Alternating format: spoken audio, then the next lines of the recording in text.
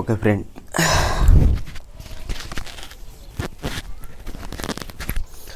Good morning to all of you. अभी तक हम लोग कंटिन्यू क्लास हाइड्रोलिक्स का देखे थे, जिसमें न्यूटन्स लॉ ऑफ विस्कोसिटी तक हमने स्टडी किया था। न्यूटन्स लॉ ऑफ विस्कोसिटी तक हमने डिस्कस कर चुके थे क्लास में, और ये लॉकडाउन के वजह से और अदर कुछ प्रॉब्लम के वजह से बहुत सारे दिन तक हमारा क्लास बंद रहा।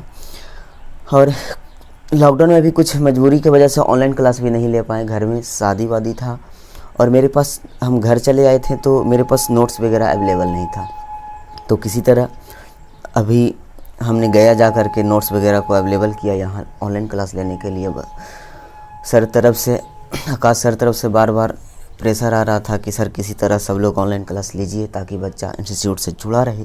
तो हम कोशिश किए, हम कभी ऑनलाइन क्लास वगैरह तो लिए नहीं हैं, बट अपने तरफ से एक बेहतरीन ढंग से कोशिश कर रहे हैं कि आप लोगों को जैसे हम ऑफलाइन क्लास में पढ़ाते थे वैसे ऑनलाइन में भी पढ़ा पाएँ। तो इसमें थोड़ा सा आप लोग को भी मेहनत करना पड़ेगा। ये ऑफलाइन प्लेटफॉर्म में क्या होता है कि आप जो मन करता है वो रैंडम ढंग से सडनली पूछते हैं, बट यहाँ पे आपको वो चीज़ें अचानक तो पूछने को नहीं बनेगा, क्योंकि हम लोग को फेस टू फेस एक कांटेक्ट है नहीं, और मैसेज के थ्रू वगैरह वो आता है तो बहुत डिले हो जाता है, उसमें उतना एक्सप्रेशन दिख नहीं पाता है। अभी आपको क्या मन में चल रहा है वो हम नहीं देख पाते हैं, बट फिर भी हम अपने तरफ से अगर बेहतरीन ढंग से पूरा का पूरा कॉन्सेप्ट दे रहे हैं तो आप अगर सही से एनालिसिस करके सोचिएगा तो सब कुछ समझ में आएगा। ऐसा नहीं है कि नहीं आएगा, कि क्योंकि जो चीज़ें हैं पढ़ने के लिए वो चीज़ें, सारी चीज़ें यहाँ पे डिस्कस किया जाएगा। एक एक पॉइंट को आराम से खोला जाएगा ताकि आप लोगों को कोई दिक्कत ना हो। तो हम न्यूटन्स लॉ ऑफ विस्कोसिटी तक पढ़े थे, न्यूटन्स लॉ ऑफ विस्कोसिटी तक पढ़े थे, और उस क्लास को कंटिन्यू ऐड करने के लिए फिर से हम थोड़ा सा बैक से रिवीजन लेते हैं न्यूटन्स लॉ ऑफ विस्कोसिटी के बारे में ही। तो न्यूटन्स लॉ ऑफ विस्कोसिटी के बारे में जानने से पहले हम लोग एक थोड़ा सा क्रियाकलाप करते हैं, थोड़ा सा प्रैक्टिकल चीज़ें देखते हैं। पानी के फ्लो के बारे में, फ्लूइड फ्लो के बारे में देखते हैं कि उसका फ्लो का नेचर कैसा है, फ्लो डायग्राम कैसा होता है। देखिए, अगर ये किसी धरती का है, एक किसी नदी के रिवर का बेड है, किसी रिवर का बेड है, और यहाँ से फ्री स्ट्रीम वेलोसिटी से पानी इंटर करता है, फ्री स्ट्रीम वेलोसिटी से पानी इंटर करता है। फ्री स्ट्रीम वेलोसिटी आप समझते होंगे कि जब तक नदी के बेड के कांटेक्ट में नहीं है इसका वेलोसिटी यू इन्फिनिटी माना जाता है, इसको फ्री स्ट्रीम वेलोसिटी कहते हैं। यानी कि नदी के बेड के रेजिस्टेंस के वजह से जो पानी के फ्लो का डायग्राम चेंज होगा वो अभी तक नहीं है, अभी इसका एंट्री होने ही वाला है। और जिस वेलोसिटी से पानी के इस बेड पे एंट्री कराया जाता है उसको हम लोग कहते हैं फ्री स्ट्रीम वेलोसिटी। इस कंडीशन में नदी के लेवल के ऊपर, यानी कि बेड के लेवल के ऊपर हर एक जगह पे वेलोसिटी क्या होते हैं, पानी के यानी कि फ्लूइड के पार्टिकल्स के हर एक जगह पे वेलोसिटी कांस्टेंट होते हैं। अब ये जैसे ही बेड के ऊपर चढ़ेगा पानी बहने के लिए, क्या होगा कि इसके कांटेक्ट में आने वाले पार्टिकल, नदी के बेड के कांटेक्ट में आने वाले पार्टिकल, या फिर किसी भी चीज़ का बेड हो जिस पर पानी फ्लो हो रहा है या फ्लूइड फ्लो हो रहा है, उसके बेड के कांटेक्ट में आने वाले पार्टिकल इसके फ्रिक्शन रेजिस्टेंस के वजह से धीरे धीरे इसकी वेलोसिटी कम होगा। अब जानते हैं कि फ्लूइड क्या होता है, कि मॉलिक्यूल्स आपस में कनेक्टेड होकर कनेक्ट रहते हैं इंटरमॉलिक्यूलर फोर्स ऑफ अट्रैक्शन से, इंटरमॉलिक्यूलर फोर्स ऑफ अट्रैक्शन से कनेक्ट रहते हैं। तो ये पार्टिकल, अगर नीचे वाला कॉन्टेक्ट पार्टिकल का वेलोसिटी कमता है due to resistance between bed layer and water molecule या फ्लूइड मॉलिक्यूल्स के बीच रेजिस्टेंस के वजह से अगर कॉन्टेक्ट वाले पार्टिकल का वेलोसिटी घटता है तो वो अपने एडजेसेंट पार्टिकल का वेलोसिटी को भी कम कर देता है, क्योंकि वो उसी के साथ जुड़ा हुआ है, उसी के साथ अट्रैक्टिव फोर्स के साथ जुड़ा हुआ है। फोर्स ऑफ अट्रैक्शन पहले भी हम स्टार्टिंग में हाइड्रोलिक्स जब स्टार्ट हो रहा था तो बताए थे। इसके मैकेनिज्म को, इसके इंटरनल मॉलिक्यूलर मैकेनिज्म को हमने खोला था पूरा का पूरा, कि लिक्विड कैसे बने होते हैं, गैस कैसे बने होते हैं। तो उसका जो माइक्रो लेवल पर जो स्टडी किए थे हम लोगों ने, उसके बनावट के बारे में, कि फ्लूइड में लिक्विड कैसे बने होते हैं और ये गैस कैसे बने होते हैं, तो सिंपल नहीं है, उसके स्ट्रक्चर ही उसके सारे प्रॉपर्टी को एक्सप्लेन करने में मदद करता है। तो यहाँ पे अगर हम लोग वाटर की बात कर रहे हैं अभी फ़िलहाल, तो इसमें internal molecular force of attraction से दो मॉलिक्यूल्स आपस में कनेक्टेड रहते हैं। तो अगर बेड रिवर के बेड के वेलोसिटी कम होने की वजह से, या ये रेस्ट में है रिवर का बेड, तो उसको ऊपर जो कांटेक्ट में पानी आएगा, पानी का मॉलिक्यूल आएगा, उसको भी ये क्या करेगा, रेस्ट में लाने का कोशिश करेगा और धीरे धीरे आगे जाते जाते ये रेस्ट में हो जाएगा, इसके कांटेक्ट पार्टिकल्स। ठीक है, तो एक कांटेक्ट पार्टिकल अगर रुकते हैं तो अपने एडजेसेंट पार्टिकल, ऊपर वाले लेयर के पार्टिकल का वेलोसिटी भी कम करता है। धीरे धीरे जैसे जैसे लेयर से ऊपर जाते हैं, इस रेजिस्टिव फोर्स, जो फ्रिक्शन फोर्स लग रहा है पानी के मॉलिक्यूल के ऊपर, इसका इफेक्ट घटता है। धीरे धीरे ऊपर जाने पर इसका इफेक्ट घटता है और इसी वजह से एक समय ऐसा आता है कि पानी के एक लेयर के बाद ऊपर के फ्लो का सभी पानी एक फिक्स वेलोसिटी से बहते रहते हैं, जिसको फ्री स्ट्रीम वेलोसिटी कहते हैं। एक खास लेयर के बाद ऊपर का पानी अनइफेक्टेड रहता है due to this friction resistance. ठीक है, तो अभी तक हम लोग बात करेंगे कि जिसमें पानी के वेलोसिटी डिस्टर्ब हुआ है उसका फ्लो डायग्राम यहाँ पे दिया हुआ है और इसके वजह से क्या क्या चेंजिंग वगैरह आता है, इसका स्टडी कैसे करते हैं और ये न्यूटन्स लॉ ऑफ विस्कोसिटी से कैसे कनेक्टेड है, इसके बारे में हम देखते हैं। फिलहाल हम दो लेयर उठाते हैं। यहाँ पे एक लेयर है, मान लीजिए यहाँ पर ये ए है और दूसरा लेयर है यहाँ पे बी। मेरा ये दो लेयर है और इन दोनों लेयर के बीच का जो डिस्टेंस है वो हम dy लेते हैं। लेवल डिफरेंस dy है। ठीक है, अब लेयर ए, अभी हमने बात किया कि नीचे का लेयर का वेलोसिटी घट जाएगा, नीचे का लेयर का वेलोसिटी घट जाएगा ड्यू टू फ्रिक्शन रेजिस्टेंस, जो कि कॉन्टेक्ट मॉलिक्यूल्स जो आए हैं उसका वेलोसिटी घटा है तो अपने एडजेसेंट को भी घटा देता है, क्योंकि आपस में इंटरनी कनेक्टेड हैं इंटरमॉलिक्यूलर फोर्स ऑफ अट्रैक्शन से।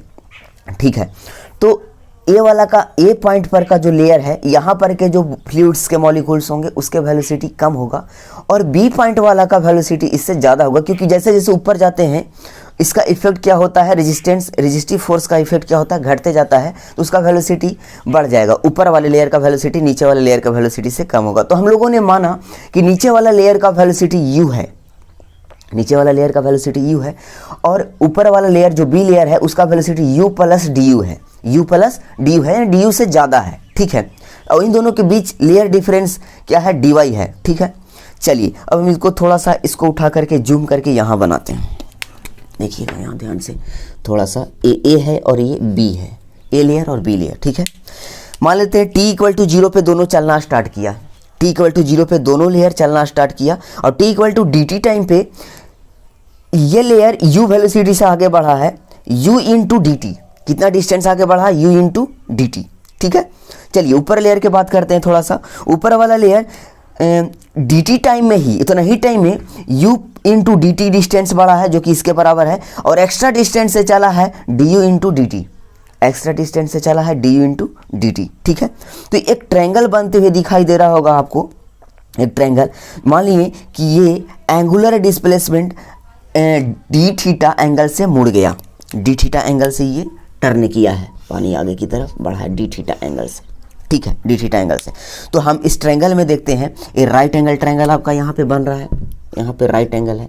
इस राइट एंगल ट्रायंगल में हम लोग टैन थीटा का फंक्शन का अप्लाई करते हैं। यहाँ पे डी टैन थीटा पी बटा B, d tan theta P बटा बी और P आपका कितना हो जाएगा, d u into d t, जो डिस्टेंस चला है extra o d u into d t, d u into d t. P बराबर टैन डी थीटा बराबर P बटा B, P कितना है d u into d t, जो एक्स्ट्रा डिस्टेंस चला है ओ, और बी ए वाला हो जाएगा इन दोनों लेयर के बीच का डिफरेंस डी वाई। ठीक है, तो यहाँ से डी थीटा बहुत स्मॉल होता है, ये स्मॉल एंगल का केस है, बहुत स्मॉल एंगल का केस है, क्योंकि इतना ज़्यादा वेलोसिटी डिफरेंस नहीं रहता है कि एंगल ज़्यादा बड़ा बनता है, ऐसा नहीं होता है, बहुत छोटा एंगल का केस है। और आप लोग जानते हैं, एजम्पशन है कि छोटा एंगल का केस में टैन डी थीटा क्या हो जाता है, डी थीटा हो जाता है। ठीक है, और उधर से डी टी को इधर भेज दिए तो हम लोगों को यहाँ मिला डी थीटा बटा d t is equal to d u बटा डी वाई, यानी कि rate of angular displacement, d theta बटा डी टी, टाइम के रिस्पेक्ट में एंगुलर डिस्प्लेसमेंट, एंगल थीटा का बदलने का दर क्या है, डी यू बटा डी वाई के बराबर है, डी यू बटा डी वाई के बराबर है। यानी कि एंगुलर वेलोसिटी ये हो गया, एंगुलर डिस्प्लेसमेंट का बदलने का दर जो होता है एंगुलर वेलोसिटी होता है। ये हमने फिलहाल यहाँ पे एक रिलेशन ड्राइव किया जिसको न्यूटन्स लॉ ऑफ विस्कोसिटी में यूज किया गया है, बस उसी के लिए इतना हम देख रहे थे। अब हम लोग आगे आते हैं। इस जो कॉन्सेप्ट अभी सीखा उसका यूज करते हुए न्यूटन्स ने एक लॉ दिए थे। हालांकि हम लोगों को प्रैक्टिकली ये सब चीज़ें से उतना मतलब नहीं रहता है, हम लोगों को प्रैक्टिकली मतलब रहता है कि भाई अगर ये पानी डिफरेंट चाल से चल रही है और ये पानी बेड के कांटेक्ट में आने की वजह से ऐसा बिहेव कर रहा है, तो हमारा बेड को यानी कि जिस सतह से कांटेक्ट में आया है उसको क्या इफेक्ट डालेगा हमारा। मान लीजिए कि हमने इस फ्लूइड फ्लो को किसी स्ट्रक्चर पे या किसी पाइप में बहा रहे हैं, तो पाइप में भी लेयर है ना, पाइप में भी बाउंड्री है उसका, पाइप का अपना, और उसको से कांटेक्ट में आएगा पानी तो उस पर उसके वेलोसिटी को वो कम करेगा। उसका बाउंड्री लेयर जो है, पाइप का लेयर जो है, पाइप का जो बाहर का सरफेस है वो पाइप के अंदर बहने वाले पानी के वेलोसिटी को कम करेगा। तो ठीक है, वेलोसिटी को कम करेगा, इससे तो डिस्चार्ज कमेगा, ये हमारा लॉस दिख रहा है कि हम जितना पानी पहुंचाना चाहते हैं जितना टाइम में उतना नहीं पहुंचेगा। बट क्या वो पानी का वेलोसिटी कम करने की वजह से पानी उस पाइप के सरफेस पर भी कोई इफेक्ट डालता है या उस मटेरियल को कोई डिस्टर्ब कर रहा है? अगर डिस्टर्ब कर रहा है तो हम लोगों को उस मटेरियल को डिजाइन करना है, तो हम लोगों को वो प्रॉब्लम क्रिएट कर रहा है। और ये जो प्रॉब्लम होते हैं उसके द्वारा फ्लूइड फ्लो के द्वारा जो हमारे स्ट्रक्चर डिजाइनिंग में प्रॉब्लम क्रिएट हो रहा है उसी को स्टडी करना, क्योंकि हम लोगों को civil engineer as a civil engineer हम लोग को स्ट्रक्चर डिजाइन करना है। तो ये बहता हुआ पानी अगर इस लेयर को कोई इफेक्ट डालता है, अगर इस सरफेस को कोई इफेक्ट डालता है, तो हमको प्रॉब्लम है स्ट्रक्चर डिजाइनिंग में। उसको प्रॉब्लम किस तरह से इफेक्ट डालता है और उसका कैलकुलेशन क्या है, अमाउंट वाइज कैलकुलेट करके हम लोग उसको फिर क्या करते हैं, डिजाइनिंग में यूज करते हैं, ताकि एक्सटर्नल लोड, इस सरफेस पर आने वाला एक्सटर्नल लोड के बारे में पता रहेगा, तभी सरफेस को हम डिजाइन कर पाएंगे। यानी अगर कोई पाइप बनाना है तो उसका स्ट्रेंथ कितना है रखना चाहिए, वो डिपेंड करता है कि उसको तोड़ने वाला जो अंदर में बहने वाला पानी है उसको इस पे कितना रेजिस्टेंस लगा रहा है या कैसा एक्सटर्नल फोर्स दे रहा है। तो वो इसी से रिलेटेड है यहाँ पे बहता हुआ पानी में न्यूटन्स लॉ ऑफ विस्कोसिटी। चलिए, न्यूटन्स लॉ ऑफ विस्कोसिटी को एक्सप्लेन करने के पहले हम लोगों ने ये देख रहा था कि चीज़ें क्या है, कैसे डिस्टर्ब हो रही है फ्लूइड फ्लो, और इस डिस्टर्बेंस के वजह से क्या रेजिस्टेंस उत्पन्न हो रहा है, अलग अलग लेयर पे क्या शियर स्ट्रेस कैसे जनरेट हो रहा है, यानी कि शियर रेजिस्टेंस कैसे जनरेट हो रहा है, इसका क्या प्रॉब्लम है हमारे लाइफ में, हमारे स्ट्रक्चर डिजाइनिंग में क्या प्रॉब्लम कर रहा है। कि अगर यहाँ पानी के इस लेवल पे कोई अपना स्ट्रक्चर को, यानी हम हाथ ही लगाते हैं, तो पानी बहता हुआ पानी इस सरफेस को, हमारे हाथ के नीचे के सरफेस को या हाथ के ऊपर के सरफेस को किस रेजिस्टिंग फोर्स से, किस शियर फोर्स का इफेक्ट डालेगा, किस शियर फोर्स से इसको डिस्टर्ब करेगा हमारा स्ट्रक्चर को, अगर ये स्ट्रक्चर है तो इसके लिए न्यूटन्स ने एक नियम दिया, एक लॉ दिया, इसके मैग्नीट्यूड कैलकुलेशन के लिए, इस स्ट्रेस के मैग्नीट्यूड कैलकुलेशन के लिए। इन्होंने क्या बोला कि according to this law the shear stress on a layer at a distance y, according to this law the shear stress at a layer on a layer at a distance y from the wall is directly proportional to the rate of angular deformation, is directly proportional to the rate of angular deformation। चलिए, ये तो language हो गया, इसका मतलब क्या हुआ। इन्होंने कहा कि वॉल के लेयर से y डिस्टेंस ऊपर, वॉल के लेयर से y डिस्टेंस ऊपर, मान लेते हैं कि वॉल के लेयर से y डिस्टेंस ऊपर, यहाँ भी माना गया है, यहाँ पर भी आप देख सकते हैं, ये उसका है diagram, Newton's law of viscosity का डायग्राम है।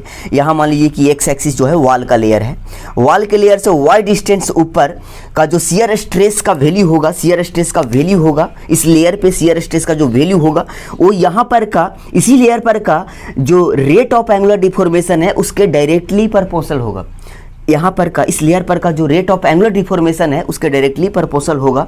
ये न्यूटन्स लॉ ऑफ विस्कोसिटी का स्टेटमेंट है। न्यूटन्स लॉ ऑफ विस्कोसिटी में ये बोला गया कि वॉल से y डिस्टेंस ऊपर के लेयर पर का शियर स्ट्रेस का मैग्नीट्यूड डायरेक्टली प्रोपोर्शनल होता है इस लेयर के पास का रेट ऑफ एंगुलर डिफॉर्मेशन के। अब रेट ऑफ एंगुलर डिफॉर्मेशन के केस कहानी को ही हम लोग इतना देर से स्टडी कर रहे थे। रेट क्या होता है? Rate of angular deformation angle के बदलने का दर with respect to time, time के सापेक्ष, टाइम के रिस्पेक्ट में जिस रेट से एंगल बदल रहा है वही कहलाता है रेट ऑफ एंगुलर डिफॉर्मेशन। अब ये अलग अलग लेयर के पास अलग अलग दर है एंगल बदलने का। अलग अलग लेयर पे, क्योंकि स्पीड अलग अलग है, वेलोसिटी अलग अलग है, तो अलग अलग रेट है एंगल बदलने का अलग अलग लेयर पे। तो जिस रेट से जहां पे एंगुलर डिफॉर्मेशन हो रहा है उसके डायरेक्टली प्रोपोर्शनल होता है वहां पर का शियर स्ट्रेस, यह कहलाता है न्यूटन्स लॉ ऑफ विस्कोसिटी। ठीक है, तो फिलहाल हम लोग देखते हैं कि इसके मैथमेटिकल फॉर्म देने का हम लोग कोशिश करते हैं। मैथमेटिकल फॉर्म मतलब कि इस लॉ का मैथमेटिकल फॉर्म देने की कोशिश करते हैं। तो एड मैथमेटिक्स भाषा में किसी लेयर पर का शियर स्ट्रेस का नोटेशन होता है टाउ, हम लोग टाउ से डिनोट करते हैं। ये आपको सोम में अच्छे से मिलेगा शियर नॉर्मल पढ़ने के लिए, वहाँ पे नोटेशन आपको समझ में आ जाएगा। नोटेशन में समझना क्या रहता है, कुछ समझना नहीं रहता है, बस मान लीजिए कि यहाँ पर का शियर स्ट्रेस, इस लेयर पर का शियर स्ट्रेस का वैल्यू है टाउ। ठीक है, तो according to this law tau is directly proportional to rate of angular deformation. Rate क्या होता है, टाइम के रिस्पेक्ट में बदलने का दर, और एंगल का बदलने का दर एंगुलर डिफॉर्मेशन। ठीक है, अब चूंकि वहां हम लोग प्रूव किए कि डी थीटा बटा d t is equal to d u बटा डी वाई। ठीक है, तो इसके जगह पे रिप्लेस कर दिए, तो टाउ बन गया directly proportional to d u बटा डी वाई। ठीक है, अब हम लोग देखेंगे इस प्रोपोर्शनलिटी कांस्टेंट को हटाना है। एक फार्मूला बनेगा हमारा न्यूटन्स लॉ के according, tau is equal to mu d u बटा d y, mu d u बटा डी वाई। ये म्यू जो है यही कहलाता है प्रोपोर्शनलिटी कांस्टेंट, या फिर कहलाता है कोफिशिएंट ऑफ विस्कोसिटी और एब्सोल्यूट विस्कोसिटी और डायनेमिक विस्कोसिटी। ठीक है, कोफिशिएंट ऑफ विस्कोसिटी क्यों कहला रहे हैं कोफिशिएंट ऑफ विस्कोसिटी, यहाँ पे विस्कोसिटी क्या है, इसके पहले ही विस्कोसिटी पढ़ाया जा चुका है, ऐसा आप लोग को फिर से यहाँ से बता दें कि फ्लूइड के same layer, same adjacent layer, fluid को सेम एडजेसेंट लेयर जब रिलेटिव मोशन करते हैं तो एक लेयर दूसरा लेयर को जो तेजी से चलता है उसको रोकने का कोशिश करता है, और जो धीमा चल रहा है उसको धकेल कर ले जाने का कोशिश करता है। इसी बीच में दोनों के बीच में action reaction force of action reaction force generate होता है शियर डायरेक्शन में अलोंग द प्लेन, जिस प्लेन में बहाव हो रहा है उसी प्लेन के डायरेक्शन में फोर्स भी जनरेट हो रहा है, इसीलिए इसको बोलते हैं शियर। और ये जो रेजिस्टेंस प्रोड्यूस हो रहा है due to relative motion of same type of molecules of fluids, इसी को बोलते हैं, इसी रेजिस्टेंस को बोलते हैं हम लोग विस्कोसिटी। और इस विस्कोसिटी का मान के अंदर में जो कांस्टेंट आया है इसीलिए इसको बोला जाता है coefficient of viscosity, coefficient of viscosity. ये दो तरह का होता है, यहाँ पे डायनेमिक विस्कोसिटी है, इसको जो बोलते हैं डायरेक्ट न्यूटन्स लॉ से आता है उसको डायनेमिक विस्कोसिटी, क्योंकि यहाँ पे फोर्स है। डायनेमिक और काइनेमेटिक में अंतर पहले ही बताया जा चुका है, मैकेनिक्स में आप लोगों को पढ़ाया गया होगा कि जब फोर्स का एनालिसिस होने लगता है तो डायनेमिक के अंदर में चला जाता है, और फोर्स को छोड़कर बाकी स्टडी करते हैं तो काइनेमेटिक के अंदर में जाता है। ठीक है, तो ये विस्कोसिटी के बारे में हम लोग डिटेल स्टडी करेंगे नेक्स्ट लेक्चर में। नेक्स्ट लेक्चर में डायनेमिक विस्कोसिटी और काइनेमेटिक विस्कोसिटी दोनों के बारे में देखेंगे, उसके यूनिट्स के बारे में देखेंगे, और इसका इफेक्ट, यानी कि ये जो फोर्स का वैल्यू है ये टेम्परेचर बढ़ाने पर एक खास लेयर पे बात करें तो अभी मैग्नीट्यूड, शियर स्ट्रेस का मैग्नीट्यूड कुछ और है बहाव के वजह से, अगर टेम्परेचर बढ़ा देते हैं तो उसी लेयर पर का मैग्नीट्यूड, शियर स्ट्रेस का मैग्नीट्यूड का वैल्यू बदल जाता है। अब प्रेशर भी बढ़ाते हैं तो वहाँ पर का शियर स्ट्रेस का वैल्यू बदल जाता है, या बदलता है या नहीं बदलता है, दोनों ही केस को हम लोग स्टडी करेंगे नेक्स्ट लेक्चर में, यानी कि काइनेमेटिक एंड डायनेमिक विस्कोसिटी दोनों के बारे में हम लोग अगला लेक्चर में देखेंगे। फिलहाल यहाँ तक हम लोग बात कर रहे थे न्यूटन्स लॉ ऑफ विस्कोसिटी के बारे में। आई होप आप लोग को इतना तक सब कुछ क्लियर होगा। हम लोगों को देखिए कोई भी चीज़ें ना यूज के हिसाब से पढ़ेंगे, प्रैक्टिकली यूज के हिसाब से पढ़ेंगे इंजीनियरिंग फील्ड में, क्योंकि यहाँ पे हम लोग आर्ट्स और कॉमर्स के विद्यार्थी नहीं हैं कि हम लोगों को सब कुछ है मतलब केवल कॉपी पेपर पे ही दिखना चाहिए। आपको प्रैक्टिकली पहले दिखना चाहिए, प्रैक्टिकली पहले दिखना चाहिए। सारा चीज़ रोड पे प्रैक्टिकली हुआ है, ग्राउंड पे प्रैक्टिकली हुआ है, और उसको बाद में कॉपी और बोर्ड पे लाया गया। तो ये चीज़ें यहाँ से आपको कॉपी बोर्ड पे नहीं, पहले ही सोचना है प्रैक्टिकली, या उसके बाद इन चीज़ों को समझिएगा तो आएगा। जैसे कि हम लोगों ने इस चीज़ को किया है क्यों, ये न्यूटन्स ने इस नियम को क्यों दिए, क्योंकि हम लोग स्ट्रक्चर डिजाइनिंग में पानी फ्लो के, हम लोग के सिविल लाइन में भी या अदर लाइन में भी होता है, स्ट्रक्चर डिजाइनिंग में फ्लूइड फ्लो होता है, तो फ्लूइड फ्लो के कारण अलग अलग फोर्सेस का जनरेशन हो रहा है, तो उसका मैग्नीट्यूड का कैलकुलेशन नहीं। हाँ, तो हम बातें कर रहे थे कि कोई भी चीज़ें हम लोग प्रैक्टिकल हिसाब से पढ़ेंगे, तो ये Newton's law of viscosity practically use किया है इसका। देखिए इस नियम के अनुसार आपका किसी रैंडम लेयर पे वॉल से वाई डिस्टेंस ऊपर किसी भी लेयर पे डायरेक्टली शियर स्ट्रेस का मैग्नीट्यूड निकालने के लिए फार्मूला मिला। शियर स्ट्रेस का मैग्नीट्यूड को यूज करके हम लोगों अब क्या करेंगे, अगर पानी में टरबाइन को घुमाना है या पानी में कोई सॉफ्ट को नचाना है, पानी में कोई सॉफ्ट को नचा रहे हैं, तो उस सॉफ्ट के सरफेस पर कितना शियर फोर्स जनरेट हो रहा है, या उस सॉफ्ट को घुमाने के लिए कितना पावर की रिक्वायरमेंट है, वो डिपेंड करेगा कि वो बहने के वजह से, घूमने के वजह से जो रिलेटिव मोशन पानी और सॉफ्ट के बीच में आ रहा है, उसके वजह से कितना एक्सटर्नल टॉर्क जनरेट हो रहा है। एक्सटर्नल टॉर्क जनरेट होने का मतलब एक्सटर्नल फोर्सेस, और एक्सटर्नल फोर्सेस का मान कैलकुलेट कैसे करेंगे, तो ये न्यूटन्स लॉ ऑफ विस्कोसिटी को यूज करके हम लोग एक्सटर्नल फोर्सेस का मान कैलकुलेट करेंगे। पानी के अंदर में मोशन हो रहा है इसके वजह से। तो चीज़ें हम लोगों को ज़िंदगी में यूज होना है, हमारे इंजीनियरिंग फील्ड में, सिविल इंजीनियरिंग फील्ड में यूज होना है, इसी वजह से सारी चीज़ें इतना डराइव होता है। और डिटेल प्रैक्टिकली पढ़ाने का कोर्सेज भी हम इसीलिए करते हैं कि चीज़ों को केवल आप समझिए कॉपी पे नहीं, फील्ड में यूज करने के लायक हो कहाँ रहा है, ये चीज़ें हो कहाँ रहा है और कैसे हो रहा है। ठीक है, तो यही है Newton's law of viscosity. Thank you. अगला क्लास में हम लोग मिलते हैं, काइनेमेटिक एंड डायनेमिक विस्कोसिटी के बारे में डिटेल स्टडी करेंगे। अभी ऑफलाइन क्लास रहता तो कुछ अलार्म आ गया था। ऑफलाइन क्लास रहता तो आप लोग डाउट वगैरह भी पूछते, बट इसमें हमने कोशिश किया है कि डाउट आए नहीं। जो अच्छे स्टूडेंट हैं और अच्छे से बेसिक तरीके से और पिछला मेरा क्लास ऑफलाइन अटेंड किए हैं, तो डाउट तो नहीं आना चाहिए। अगर किसी को डाउट आता भी है तो उसका व्यवस्था भी किया गया है। डाउट क्लास वगैरह के बारे में आपको बताया ही गया है ATC की तरफ से, आकाश टेक्निकल क्लासेस की तरफ से। हमारा वीडियो वहीं चलेगा और डाउटेड क्लास के टाइम रखे जाएंगे, और उसमें हम आपको कुछ अगर डाउट होगा भी तो आपको क्लियर किया जाएगा। हम बार बार रिक्वेस्ट करते हैं कि ये मैकेनिक्स है और हायर लेवल के मैकेनिक्स है। फ्लूइड मैकेनिक्स, हाइड्रोलिक्स में जो फ्लूइड मैकेनिक्स चलता है वो अच्छे खासे एप्लीकेशन है मैथमेटिक्स का, फिजिक्स के जो पहले के पार्ट पढ़ाए गए होंगे आपको फर्स्ट ईयर में, इंजीनियरिंग मैकेनिक्स है सब उसका। तो आप बेसिक, हम बार बार रिक्वेस्ट करेंगे कि आप बेसिक अपना अच्छे से रिवीजन करके रखा कीजिए। तो ताकि हम तो यहाँ पे कवर करते ही हैं बेसिक, कुछ लोगों का बेसिक इतना ख़राब रहता है कि ये चीज़ें समझना बहुत दूर की बात है। तो हाँ, लगता है कि हम लोग जो पढ़ा रहे हैं वो फालतू है, वो प्रैक्टिकली चलते रहता है, तो लगता है कि इतना चीज़ें करने की क्या ज़रूरत है। आप लोग को SBT के सिलेबस में ही सब कुछ है, क्योंकि SSC JEE के सिलेबस में सब कुछ है और SBT के सिलेबस में सब कुछ है। जब पढ़ने के लिए है तो फिर इतना डिटेल में पढ़ना पड़ेगा, सब कुछ समझना पड़ेगा। ऐसा नहीं कि ऊपर ऊपर देख करके सब करना है और बस वहाँ सेमेस्टर में लिख करके आ जाने से आप इंजीनियर बन जाइएगा, ऐसा नहीं है। अगर बन भी जाइएगा तो आपको अच्छा फील नहीं होगा और आप कुछ कर नहीं पाइएगा इस कॉन्फिडेंस के साथ। तो कोशिश कीजिए कि हमारा अगर बेसिक कमज़ोर है, मैथमेटिक्स के कुछ पार्ट, कैलकुलस वगैरह और इंजीनियरिंग मैकेनिक्स खास करके कमज़ोर है, तो उसको सीखें कहीं से अलग जगह से, यूट्यूब वगैरह से, या अब भी अगर टाइम है तो अब, और उसको स्ट्रॉन्ग करने का कोशिश किया। जिनको 11-12 के बाद जो डिप्लोमा कर रहे हैं उन लोगों का तो सही है ही, तो उनको कोई प्रॉब्लम नहीं होगा। ये हम डाउट के रिलेटेड बात कर रहे थे कि जिनका बेसिक अच्छा रहता है, इतने अच्छे ढंग से लेक्चर देने के बाद कोई टॉपिक में डाउट रह नहीं जाता है। ठीक है, तो अगर कोई डाउट होगा भी तो वो क्लियर किया जाएगा, बट डाउट होने का रीज़न बताएं कि आप लोग का बेसिक कमज़ोर रहता है, इस वजह से आता है, तो उसको ठीक करें किसी न किसी तरह, अगर आप पढ़ना चाहते हैं अच्छे ढंग से किसी सब्जेक्ट को। तो चलिए, थैंक यू।